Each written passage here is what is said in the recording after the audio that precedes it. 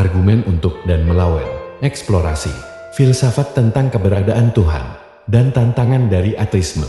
Debat tentang keberadaan Tuhan telah menjadi pusat perdebatan filsafat selama berabad-abad. Berbagai argumen telah diajukan untuk membuktikan atau membantah eksistensi Tuhan, termasuk argumen ontologis, kosmologis, dan teleologis. Di sisi lain, ateisme dan agnostisisme memberikan kritik tajam yang mempengaruhi pemikiran religius dan sekuler di era modern. Argumen untuk keberadaan Tuhan. 1. Argumen ontologis. Argumen ini, yang dikemukakan oleh Anselmus, menyatakan bahwa Tuhan, sebagai entitas yang paling sempurna, harus ada dalam realitas karena eksistensi merupakan sifat kesempurnaan. Jika Tuhan hanya ada dalam pikiran, maka akan ada entitas yang lebih besar yang ada di luar pikiran. 2. Argumen kosmologis. Argumen ini berfokus pada sebab akibat. Thomas Aquinas mengemukakan bahwa segala sesuatu yang ada memiliki penyebab. Jika kita melacak kembali penyebab ini, kita akan sampai pada penyebab pertama, yang tidak bergantung pada apapun, yaitu Tuhan. 3. Argumen teleologis, juga dikenal sebagai argumen desain. Argumen ini menyatakan bahwa kompleksitas dan keteraturan alam semesta menunjukkan adanya perancang yang cerdas. Contohnya, fenomena di alam seperti keindahan, bunga dan hukum fisika dianggap sebagai bukti adanya pencipta. Tantangan dari ateisme. 1. Kritik terhadap argumen ontologis. Ateis sering berargumen bahwa argumen ontologis tidak valid karena berdasarkan definisi.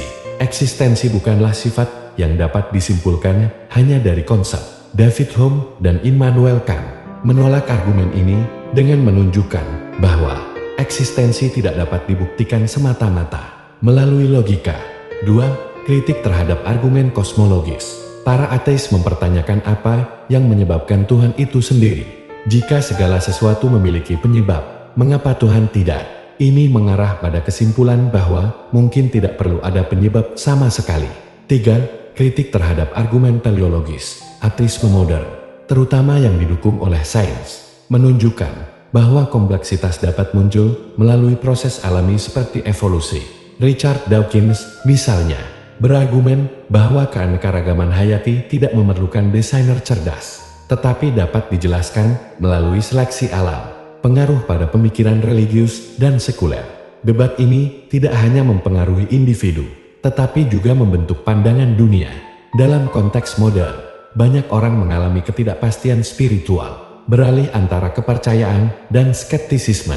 Peningkatan pengetahuan ilmiah memicu pertanyaan mendalam tentang tradisi religius. Sementara gerakan agnostis dan ateis makin populer. Kesimpulan, diskusi tentang keberadaan Tuhan dan kritik dari ateisme mencerminkan pencarian makna manusia.